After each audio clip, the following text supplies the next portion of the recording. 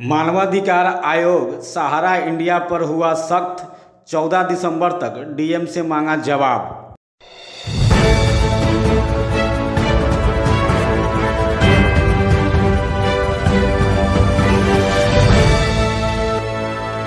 सिंचाई विभाग से रिटायर्ड कर्मचारी गौरी शंकर सिंह के पुत्र के आवेदन पर संज्ञान लेते हुए मानवाधिकार आयोग ने डीएम से जवाब तलब किया है।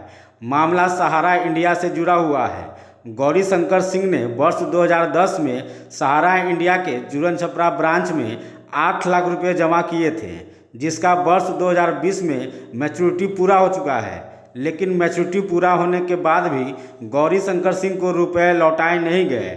वहीं 7,000 रुपये ब्याज दिया जाता था, वह भी बंद कर दिया गया। उनका कहना है कि सहारा इंडिया ब्रांच में 15 से 20 लाख रुपये बकाया है। इस मामले में उनके आर्मी से रिटायर्ड पुत्र राजकुमार सिंह ने मानवाधिकार आयोग में परिवाद दायर किया है। इस पर सुनवाई करते हुए मानवाधिकार आयोग ने डीएम से 14 दिसंबर 2022 तक जवाब मांगा है। वहीं उनके पुत्र का कहना है कि शाखा प्रबंधक की तरफ से ही गड़बड़ी की गई है, जो गड़बड़ी आयोग में सामने आ चुकी है। वह इस मामले में मानवाधिकार अधिवक्ता डॉक्टर एसके झा ने बताया कि लगातार सहारा इंडिया के खिलाफ कंप्लेन दर्ज हो रहा है। इस शहर में लाखों रुपए का सहारा इंडिया में पैसा बकाया है। राजकुमार सिंह ने मानवाधिकार आयोग में याचिका देकर इंसाफ की गुहार लगाई है।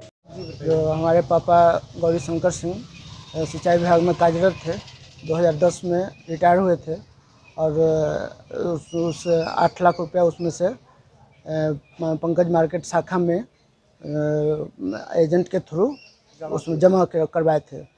लेकिन ऐसा हुआ था जहां आपको 7,000 में हर महीने आपको मिलेगा, लेकिन कुछ दिनों के बाद उसी पैसा को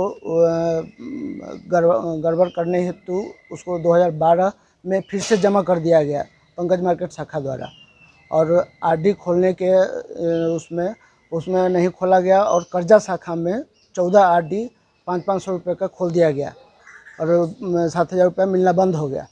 और पैसा के गबन के कारण उस आरडी के पैसा में से भी उसने एजेंट के थ्रू मिलकर दोनों शाखा प्रबंधक ने उसमें से लगभग 2.5 लाख रुपया तक गायब कर दिए हुए हैं। 16 तक जमा किया, उसमें से भी 2.5 लाख रुपया वो गबन कर दिए हुए हैं। और बाद में जब हम लोग गए वहाँ पर तो इस बात को साफ नकार रहा है और पैसा नहीं दे रहा है, उसके बाद का पैसा भी। और 2010 से अभी तक 2020 में हमारा पूरा भी हो गया, फिर भी नहीं दे रहा है। इस घटना को लेकर हम मानवाधिकार आयोग में कंप्लेन किए, उसके थ्रू जवाब मांगा गया।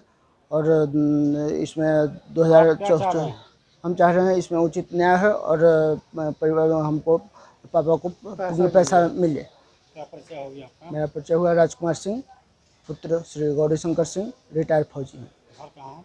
लालापुर पता है, मुजफ्फरपुर, बिहार।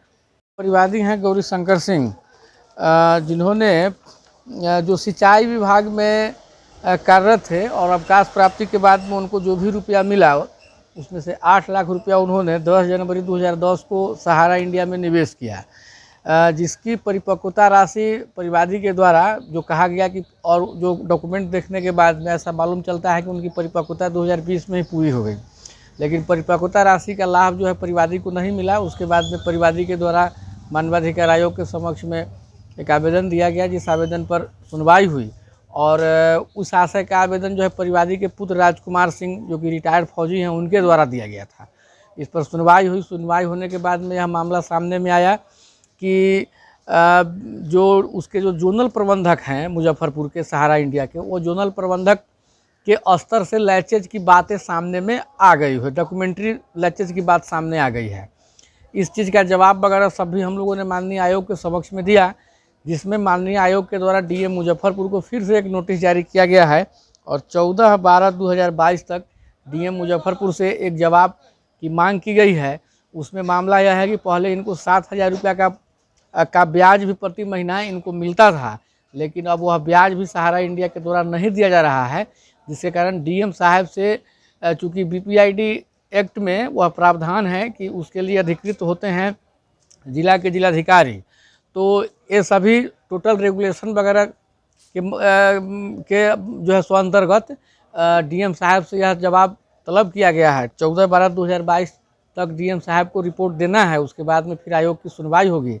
अभी तक इसमें इनका जो है, जो सहारा इंडिया के पास में है, जो कि लगभग 15 से 20 लाख रुपया का हिसाब इनका वहाँ पर बकाया है। और ऐसे ऐसे मुजफ्फरपुर ही नहीं, देश और राज्य में बहुत सारे लोगों का पैसा सहारा इंडिया में है, और हम लोग इसके लिए एक मुहिम चला रहे हैं सहारा इंडिया के निवेशकों के लिए। तो उसी कड़ी में हम लोग इनकी भी मुहिम को लेकर आगे बढ़े हैं, जहाँ पर यहाँ तक यह मामला पहुँचा है। लेकिन मुझे पूर्ण विश्वास है कि सहारा इंडिया पर काफ़ी दबिश बन रहा है, और सहारा इंडिया के प्रबंधक, जोनल प्रबंधक सभी लोग काफ़ी दबाव में आ चुके हैं।